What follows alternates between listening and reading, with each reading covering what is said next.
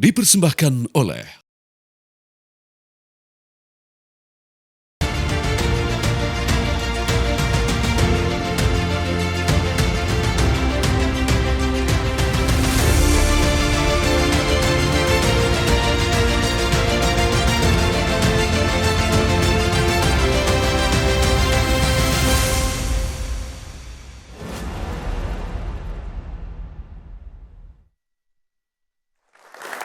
Selamat malam pemirsa, kalau kita merujuk pada hitungan Komisi Pemilihan Umum beberapa jam lagi karena tenggat waktunya sampai dengan tanggal 20 Maret 2024 akan diumumkan secara resmi hasil penghitungan suara rekapitulasi nasional dari 38 provinsi. Siapakah yang menang dalam kontestasi pemilihan umum Pilpres maupun Pileg 2024. Tapi ternyata dinamikanya sampai dengan sekarang, mari ya kita tunggu bersama karena kabarnya ada sekitar 2 provinsi, Papua dan juga Papua Pegunungan yang 36 provinsi ya yang sudah keluar hasilnya. Dari 36 provinsi yang sudah, 2 lagi nih masih menunggu, kabarnya malam hari ini akan diterbangkan jet charter dari Papua ke Jakarta untuk rekapitulasi lanjutan nantinya ya. Paling tidak harapannya esok pagi sudah kemudian bisa diumumkan oleh KPU. Akankah kemudian ada kejutan hasil rekapitulasi atau mungkin sudah tergambar sejauh ini?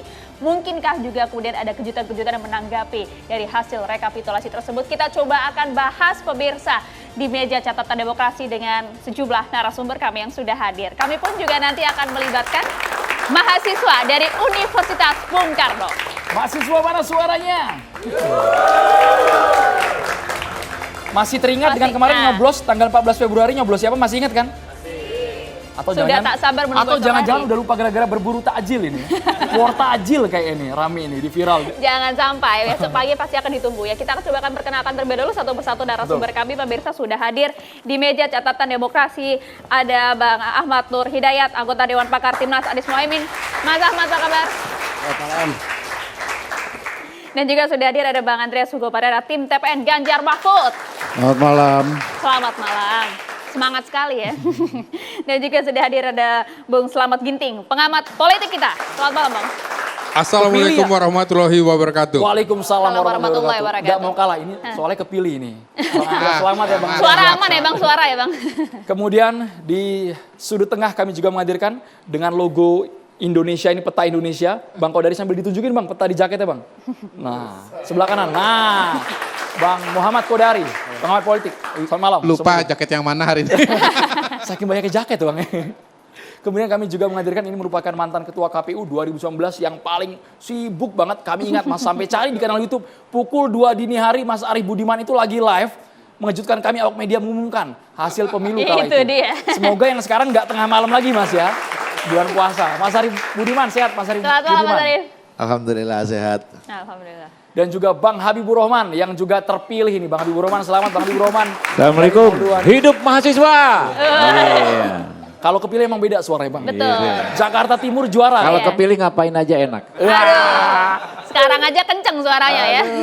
Apalagi menang pilpres. Waduh, udah langsung dipancing terus. Kita langsung ke Bang Habibur Rahman. Bang Habibur Rahman ini masih ada sekitar 2 provinsi lagi kita menunggu. Karena kalau tadi di Jawa Barat kan ada sekitar 27 kabupaten kota, 26 Prabowo Gibran unggul. Hanya 1 Bang, kalah di Kuningan sama Anies. 01. Ya. Bagaimana Bang Habibur Rahman melihat dinamika yang terjadi dalam proses rekapitulasi ini Bang? Iya, namanya rekapitulasi berjenjang. Orang yang hadir di sini paham, adik-adik mahasiswa pasti paham. Jadi semua persoalan itu diselesaikan dari level yang terbawah.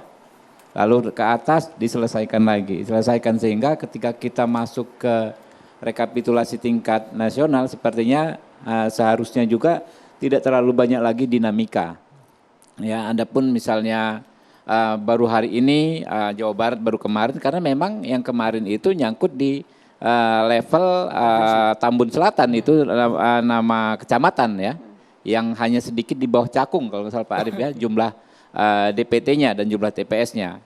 Jadi begitu Tambun Selatan selesai maka rekapitulasi Kabupaten Bekasi selesai, rekapitulasi provinsi selesai, langsung ke nasional pun selesai.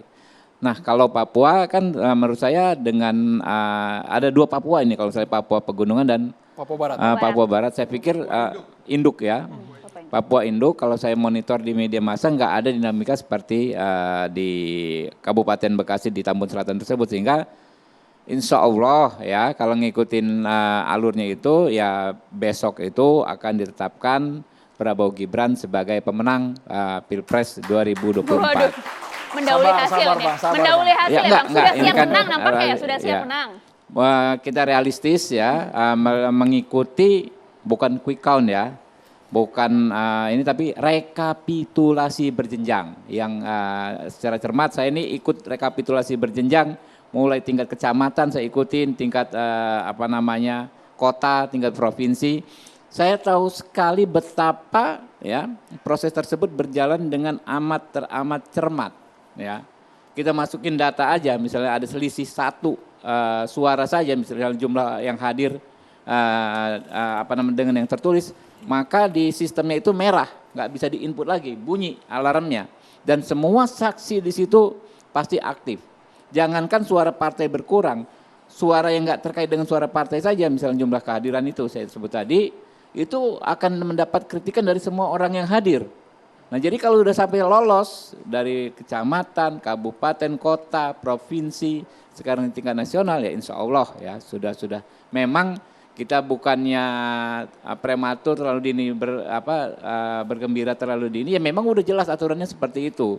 Tinggal memang ini yang dari Papua kan mungkin belum masuk, ada perjalanan perlu pesawat dan lain sebagainya. Begitu masuk besok pagi insya Allah ya mungkin ada semacam mekanisme sinkronisasi awal baru yang di rapat pleno rekapitulasi tingkat nasional ya di situ ditetapkan, ya itu tadi saya bilang insya Allah ya sebagaimana juga hasil quick count, hasil rekapitulasi berjenjang ternyata tidak berbeda gitu. Baik, kita ke Bang Andreas yang mungkin ada riak-riak juga Bang ya sebenarnya di akar rumput, tapi yang namanya kontestasi ada menang, ada kalah dengan seluruh dinamika yang terjadi di tanah air. Bang Andreas melihatnya sejauh ini Bang, kita dikit lagi garis finish nih Bang di KPU. Gimana Bang? Oke, baik. Topik dari malam ini soal catatan demokrasi kan? Persis Bang, itu nama programnya. Nama program Bang, Nama temanya program. kita Temanya Bang ini Bang, rekapitulasi kami baca. Bang. Menunggu siapa juara Pilpres 2024. Itu dia Bang. Oke, baik. Kalau kita bicara soal artinya catatan demokrasi. Demokrasi itu kan kita lihat merupakan satu sistem. Dan dia bergerak di dalam satu, ada proses, ada inputnya sebelumnya, dan ada output. Nah sekarang kita ada di, yang kita bahas ini tadi adalah output dari perjalanan sistem pemilihan umum ini gitu. Nah catatan-catatan yang terjadi ketika input dari pemilu ini berjalan, juga prosesnya, itu pun harus menjadi perhatian kita. Dan ini yang sekarang menjadi perhatian masyarakat, perhatian kita semua, untuk melihat, mengevaluasi apa yang terjadi di hasilnya ini gitu. Nah oleh karena itu saya kira ya hasil ini ya tentu akan menjadi catatan dan evaluasi yang akan dilakukan ya nanti ada di Mahkamah Konstitusi nanti, karena ya setelah diketuk dari berbagai macam masukan-masukan yang kita peroleh, termasuk apa yang terjadi hari ini, banyak masukan-masukan yang disampaikan termasuk ke tim TPN dari Ganjar Pranowo, tadi juga ada yang ke partai yang memberikan catatan-catatan terhadap perjalanan dari sistem pemilihan umum yang berlangsung ini gitu. Jadi oleh karena itu saya kira ya apa yang akan diputuskan itu juga merupakan bagian dari proses yang sudah terjadi sebelumnya gitu.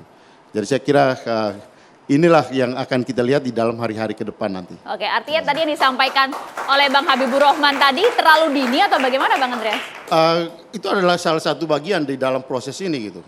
Bahwa output itu ada dan output itu kan merupakan hasil dari proses dan input yang masuk di dalam proses perjalanan sistem pemilihan umum yang berlangsung. Kita tahu bahwa sebelum pemilihan umum kan ada peristiwa-peristiwa, misalnya apa yang terjadi dengan keputusan-keputusan, baik itu di KPU ketika menerima pencalonan, sebelumnya ketika di MK, kemudian perjalanan masuk di dalam perjalanan pemilu ini dengan berbagai macam catatan, termasuk di dalam sistem penghitungan, mesin hitung yang digunakan. Nah ini semua kan bagian dari proses demokrasi, ya dalam hal ini adalah pemilihan umum yang kita jalankan ini gitu. Jadi kalau kita mau bicara demokrasi, kita tidak bisa hanya lihat sepotongnya aja gitu. kita hanya melihat bahwa ini output seperti ini. Bagaimana proses dan bagaimana input yang masuk itu penting untuk menjadi perhatian kita semua. Oke, Tapi Dan Bang itu Andreas adalah banyak- bagian dari pelajaran politik untuk masyarakat kita. Ya. Dan untuk bagaimana kita melihat catatan demokrasi kita ini ke depan seperti apa. Gitu. Baik, terima kasih Bang. Ini nama program kita disebutin berkali-kali Terima nih kasih, kan, Bang, iklan selain gratis. promosi. Tapi Bang Andreas seperti ini, Anda kan bukan hanya mengamati dari luar, tapi juga sebagai peserta pemilu Betul. 2024. Banyak tidak yang menurut Bang Andreas sendiri pribadi melihat seperti Jawa Tengah, Bali, NTT yang mengejutkan. Mungkin secara pileg unggul tapi figur capresnya lebih condong ke Bang Habibur Rahman, 02. Kan banyak hasil-hasil di tiap provinsi itu yang mengejutkan ya. Ya, mengejutkan dalam arti apa? Dalam arti perolehan suara. Dalam arti output yang kelihatan sekarang gitu. Tetapi di dalam proses itu ya kami juga menemukan banyak catatan-catatan gitu. Yang terjadi terhadap penyelenggara pemilu, ya terjadi terhadap mereka yang harus bertanggung jawab di proses penyelenggaraan pemilu, termasuk aparat keamanan dan penyelenggara pemilu, dan itu semua adalah bagian dari pemilihan umum yang sekarang berlangsung ini gitu.